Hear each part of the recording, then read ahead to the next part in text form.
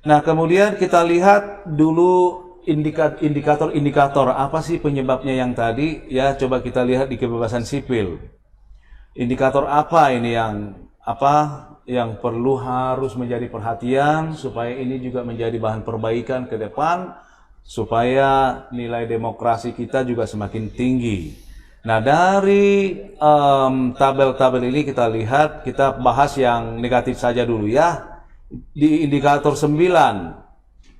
Indikator 9 itu ada penurunan 9,38. Tindakan pernyataan pejabat yang diskriminatif dalam hal gender, etnis, atau kelompok rentan lainnya. Ya, jadi sekecil apapun suatu tindakan itu akan terekam, ya, terekam, dan itu direkam oleh para media, ya, para media dong. Nah, dari situ yang kita dikonfirmasi di wawancara mendalam. Apakah memang ini menurunkan demokrasi yang sesungguhnya? Jadi nggak ujuk-ujuk turun ya, ini juga naik turunnya itu juga di pusat juga oleh Dewan-Dewan Ahli Nasional juga dinilai. Kemudian indikator yang ketiga, ancaman penggunaan kekerasan oleh aparat pemerintah yang menghambat kebebasan berpendapat. Oh, masih ada. Nilainya turun 41,67. Kemudian indikator keempat, ancaman penggunaan kekerasan oleh masyarakat yang menghambat kebebasan berpendapat. Ya, jadi di kebebasan berpendapat ternyata juga menjadi masalah ya di aspek kebebasan sipil. Baik, kita lanjut di aspek hak-hak politik. Nah, di sini hanya satu ya, hanya satu yang mengalami penurunan, yaitu di indikator ke-17, pengaduan masyarakat mengenai penyelenggaraan pemerintahan. Ya, jadi ini juga ada sebab akibat ya. Jadi ini juga ada sebab akibat. Pengaduan yang tidak direspon dengan baik juga mengakibatkan ada rasa terkekangnya masyarakat untuk memberikan pendapat. Jadi memang ini ada semacam kaitan-kaitan dari suatu kejadian begitu ya. Jadi tidak berdiri sendiri dan penilaiannya pun secara menyeluruh begitu. Nah, itu ya. Nah, kemudian kita lihat ke yang aspek lembaga demokrasi. Nah, di sini ada 5 indikator memang yang bernilai negatif yang menyebabkan nilai di sini sangat tinggi penurunannya. Kita mulai dari indikator nomor 21, perda yang merupakan inisiatif DPRD. Nah, ini apa ini? Apakah memang perda-perda ini sangat terbatas ya, atau kurang memenuhi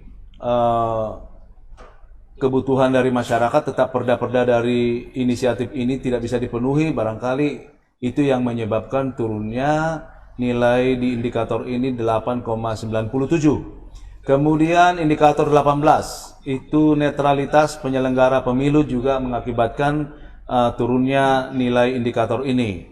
Kemudian indikator ke-23, kegiatan kaderisasi yang dilakukan partai peserta pemilu. Ya, kemudian turun 14,29. Indikator yang ke-26, upaya penyediaan informasi APBD oleh pemerintah daerah. Ya, karena ini bersifat sesuai dengan tuntutan keterbukaan informasi, jadi bobotnya mungkin diperbesar ini. Jadi mungkin hanya satu bagian yang tidak transparan, tetapi nilainya cukup tinggi ya penurunannya, 41,67. Nah, terakhir adalah kebijakan di indikator 25, kebijakan pejabat pemerintah daerah yang dinyatakan bersalah oleh keputusan PT UN, itu turun 73,68. Ya, jadi memang indikator ini yang mengakibatkan turunnya di aspek ini sampai 15,66. Nah, demikian saya kira ya kondisi angka ID. Nah, tantangan di tantangan ID di NTT di tahun 2019. Ya, itu tadi masih ada 6 indikator yang berkategori buruk. Ya, barangkali saya ulang lagi. Yang pertama adalah ancaman penggunaan kekerasan oleh aparat pemerintah yang menghambat kebebasan berpendapat.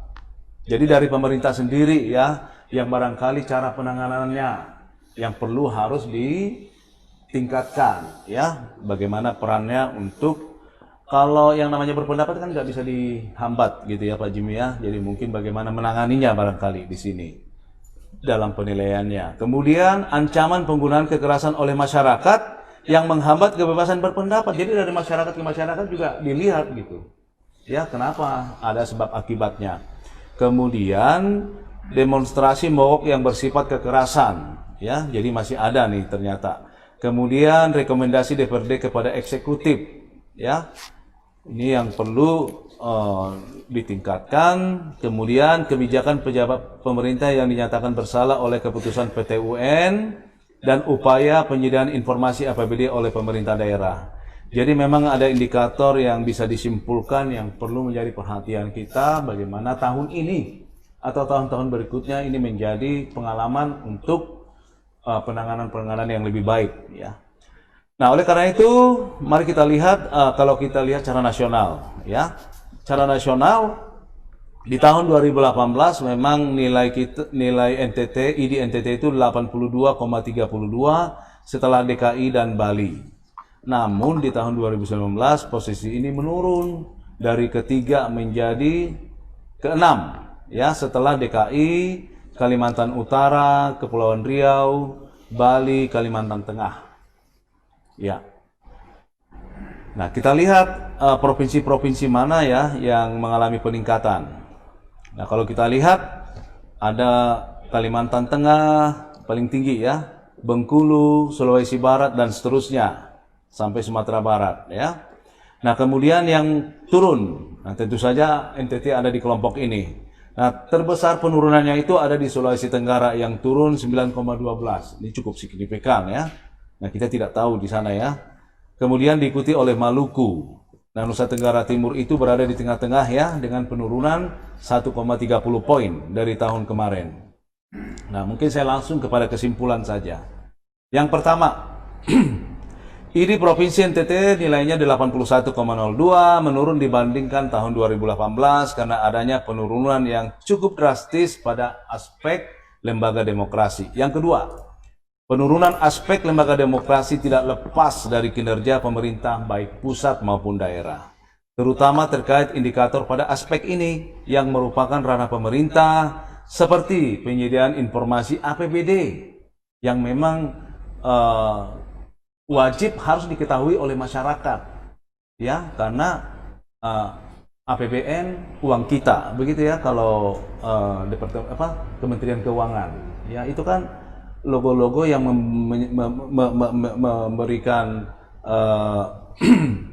informasi bahwa APBN uang kita, APBD ya uang kita, gitu. Jadi masyarakat juga berhak untuk tahu bagaimana penggunaan anggaran oleh pemerintah. Nah, itu. Kemudian